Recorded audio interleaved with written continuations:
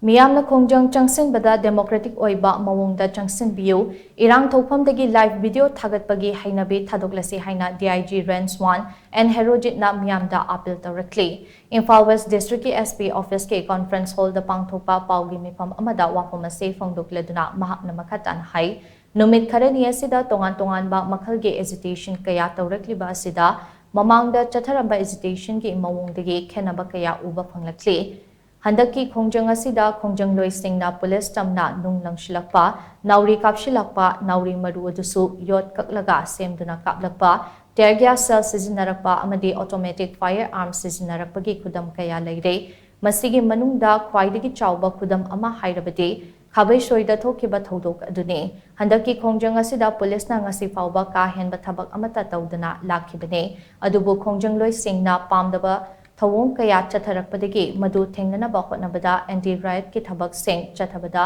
asok apan yawkiba adu laibak thibane asokpa sing adugi manungda juvenile kaya su yawki maramaduna Khongjang loisingna pamdaba thawong sing ase yawdana ingna tapna Khongjang Changsinbiu police na leiriba se lamdamasigi law and order ngak senabane law and order leitrabade khunai amakaramna legadoribano haibase achauba wahang amane Khongjang Changsiliba Singna Police po yeknaba amagum uriba ase aranba wakalone wakalona se thadokpagi tangai fadabalay Khongjang ama Changsinba matamda police sokhan gadabani haiba wakalon ase thadokpiu masigi mathakta Irang thorakpa matamda kanagumbana micham Meeyam marakta chensinduna maral leitaba sing victim ohenna bahotnariba thawong sing asesu makhatana chathabigano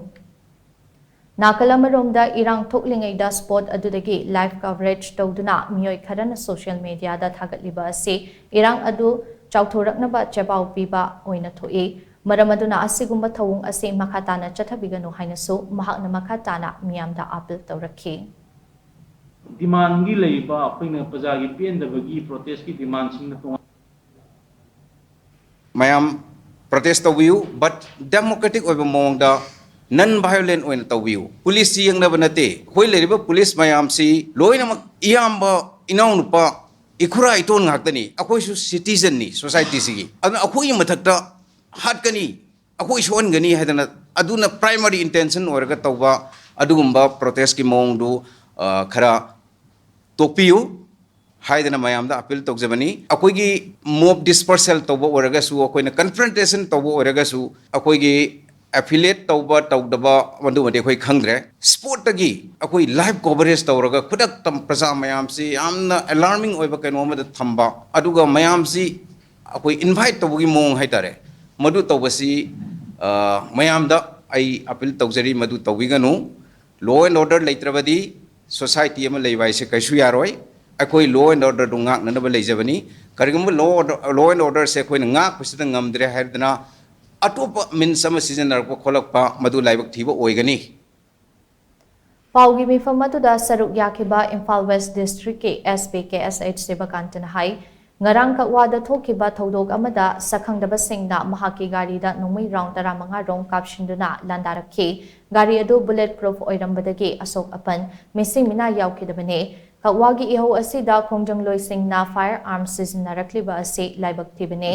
Nongmai kapshil laklabadi nongmai na paukhom pifam thokpane adum oinamak micham Meeyam sokani khanbadagi police personal amatana khut hankide Khongjang Changsiliba singna migi yumda changlaga thonglonba yaroi haina kihanba karigumba thonglolomba thoklagana nunglangsinduna landabagi report leire asigumba thawung sing ase makhatana asum chatharaklabadi police su khut handaba yaraktabagi fibamda lakane Fibamna natraga matamna yadabadagi police na khut halakpa adu ngaibigano ngarang thokiba thodok aduda waikhom lekai club amasung mairapaibi singna police ta achauba mateng panglakhi asumna police amasung Meeyam gi marakta mateng pangnaba amade apaba mari thamnaduna punna chatminnabagi tangai fadabalai nakalamaromda numidangi matam hek yaurakpaga miyai ka bachinjak chasin thakchilaga Irang sagatliba sing ase makhatana chathadana ba hotnabiyu Government property sing thugaiba lambi lamjauda pamdaba thodok sing thokhanba amade huran chinthi tawba sing fabada mateng oinaba lambi mapalda khinba CCTV camera sing thugaibagi thawung ase khudakta lepiu hainasu mahakna makhatana phungdokhi demand gi leiba akhoi pajagi pendabagi protest ki demand sing na tongan bamani adu numidang la tawriba thok sidi adu ga mari suklai nei na bangatani masidi akhoi gi thaksin chasil laga karan taba adagi migi property thugaiba private property thugaiba government gi property thugaiba lambi da koina accident gumba thokbada khotbada mateng pangna ba or gari huran gi ba khotkibda detect tawbada nungai na ba koina automatic number plate ka hapaga thamba camera atang ba sum sing si target to thugai bi ba sin ultimately kana gi sopuno se praja gi ni hain praja gi gari mang gi ba or praja gi accident am thokpa matam gari da thomo ga sakki ba matam da gari number si kana gi no khang da matam da di police station da la ka do ni the police station da la matam da koina si device gi si na raga karamba gari no chakri si karamba color no karamba gari number no kana gi no si koina laiba khilliba CCTV footage myam sina toro khang da do ni adu hoji loina thugai bi tar ga ri hei praja da accident hai thu hanga leite gari ran ba thu hanga leite mi phara ka pugi ba kidnapping case thu hanga leite numai kapsil lam ga chen gi ba thu hanga leite si maya ma thu ibni si mo myam sing sida police ki investigation da mateng pangna ba praja gi mateng pangna ba idna akoina tawjari ba myam sing chu thugai khai ba taw tar ga di masi taseng na hai ga di khoi kana ga mang no si praja ga mang wa tani adu masi gumba myam sing si sinau singna amuko appeal tawjari yai khai tawbiganu akoina mang takpa gari thugai bi ba khopi ba myam singse police ki su mayam yaure adu gi mathakta akoi gi masai gi police sing si su mi ni sin law tani akoi su si society de gi horpani mayam da cheli ba ihun do akoi khangni loina khangdab nati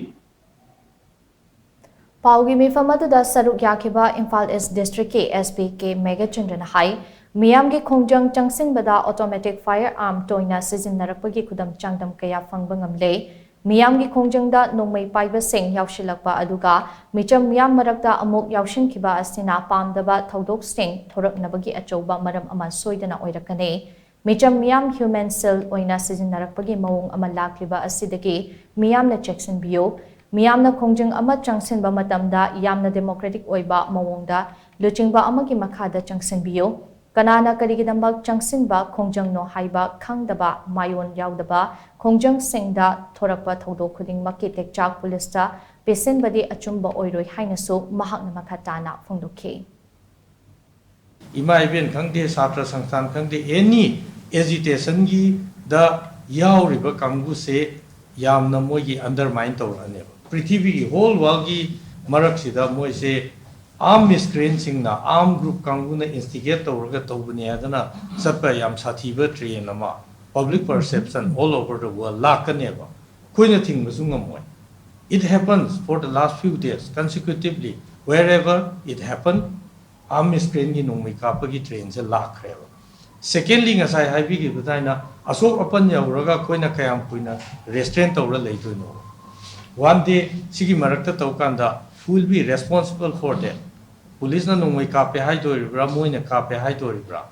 tear gas kape miscreant singna aduna aina haijaningbadi hojikti protest over agitation tawbada khitang streamline tawbiraga leader nairaga kanano group amana association organization amana koi sigum pen da ma adu democratic manner da sumain tawne se khanbira na tabi hekta ama kanana tawrino khangdabi tawra pangyaw yauselaga adagi mi marakta mara leijadaba leiba angang gyan tadriba ima iben dei kai dei marak se moi mayam je human shield loina sijinraga sumaina protest marakta lethal very lethal automatic weapon burst firing bau tawgi stage se yorok pase khitang mayam cheksin minase